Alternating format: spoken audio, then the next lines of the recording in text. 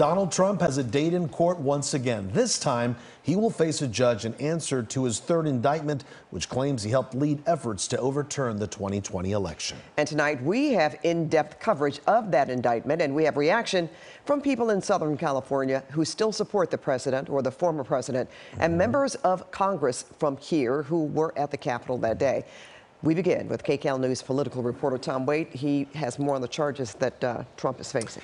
And Pat, once again, history-making day, and we are in uncharted waters. So the special prosecutor delivered a blistering account of former President Trump's behavior, accusing him of multiple schemes and lies to overturn the 2020 election. Today, an indictment was unsealed. Special Prosecutor Jack Smith makes history once again, announcing a new round of federal charges against former President Donald Trump, accusing him of scheming to overturn the 2020 election and inciting the Capitol insurrection. The attack on our nation's capital on January 6, 2021, was an unprecedented assault on the seat of American democracy. As described in the indictment, it was fueled by lies. Lies by the defendant targeted at obstructing a bedrock function of the U.S. government, the nation's process of collecting, counting, and certifying the results of the presidential election.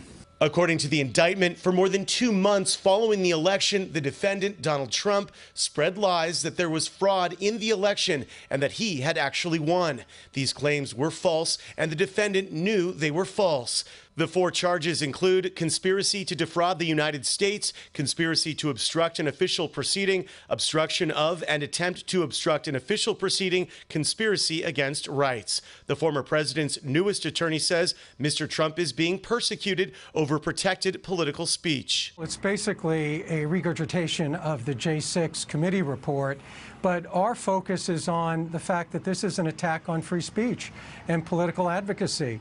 And there's nothing that's more protected under the First Amendment than political speech. President Trump posted on his social media network questioning the timing of the charges. His campaign released a statement saying the charges were reminiscent of Nazi Germany. Former federal prosecutor Scott Tenley says the indictment lays out a strong case against Mr. Trump. It's comprehensive. It involves efforts to use the Justice Department, efforts to have the states themselves overturn the election, efforts to use violence on January 6th in order to pressure Congress. And it really is just kind of an all-encompassing indictment that paints a very terrible picture of the president's conduct in the post-election period. The indictment lists 6 unnamed co-conspirators whose actions possibly match the conduct of former Trump attorney Rudy Giuliani, Trump lawyer John Eastman, and a former Justice Department official. John Eastman has deep roots in Southern California. He was a law professor at Chapman University in Orange, but resigned after it was revealed he allegedly played a major role in the scheme to overturn the 2020 election.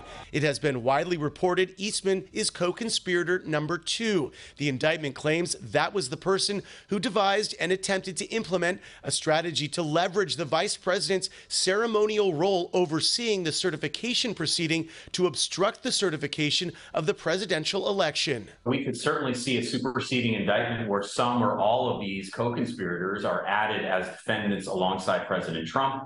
We could see standalone cases where they're charged in a separate indictment alleging some of these very same crimes. We don't quite know the Justice Department's strategy here yet, but what I can tell you is there's no doubt there was a strategy. What it is is yet to be seen. Trump's former vice president, Mike Pence, who is now running against Trump in the 2024 presidential election, says the indictment was a reminder that anyone who puts themselves over the Constitution should never be the president. Pretty interesting words. Well, the strongest statement yet from former Vice President Mike Pence, who in just a couple of days ago or a few days ago said he didn't think that this rose to a level of a crime. But apparently he was just waiting for the indictment to come out, and this is a totally different statement. It is, and different than his reaction to the other 2 indictments for the former president. Previously. And also, we should note that he will be in court on Thursday. We don't know if it's going to be video or in person, but obviously security a big concern there. All right, well, thanks for keeping us up to date. We know you'll let us know what happens. We'll all be here on Thursday. Find out. You will. Okay. Thank you, Tom. Thanks, Tom.